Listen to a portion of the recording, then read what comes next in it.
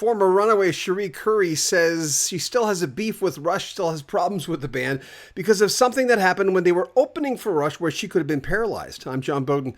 This is Rock History Music.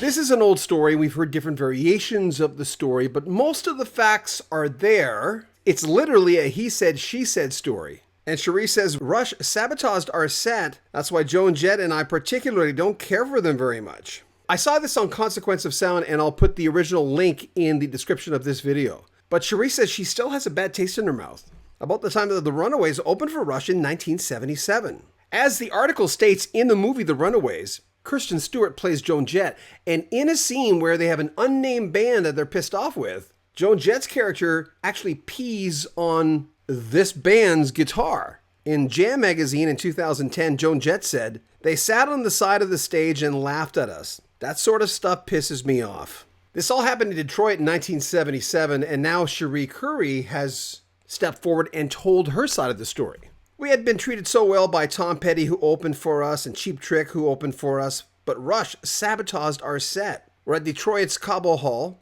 It's a big venue. I saw them, and they were throwing pieces of paper, just like standard 8x10 paper, onto the stage, whipping it like you would a pizza. I was in 6-inch platform boots, and I had to jump off Sandy West's drum riser. I hit one of the pieces of paper, and I slid across the stage, and there was an orchestra pit with all the photographers."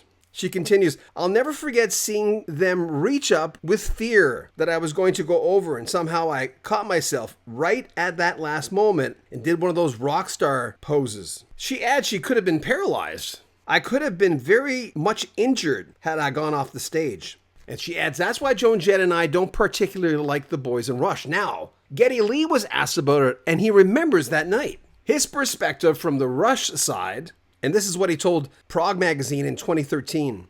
The singer and the bassist said, "The Runaways had a ginormous chip on their shoulders. I remember that show. We had trouble with our gear, so our sound check got delayed, and the Runaways never got one. But we were always good to whoever opened for us." And he adds, "We had no bias against them because they were girls. None of that bullshit. I know they said we were laughing at them when they played, but quite frankly, they were too shitty to listen to. And 40 years later, they have a story to tell. Who knew?" Well, the Rush fans are going to go, "Oh, they're crap." And of course, the Runaways fans are going to go, "Well, that's just really not very nice." What do you think? We've heard that story. I've heard that story several times. Leave your comments. Remember, if you want to support the channel, we have a PayPal link at the top of every single one of our videos. You can join our Patreon, get early access to our videos. And we have a swag store where you can get Rock History Music t-shirts, T-tops, caps, and jackets.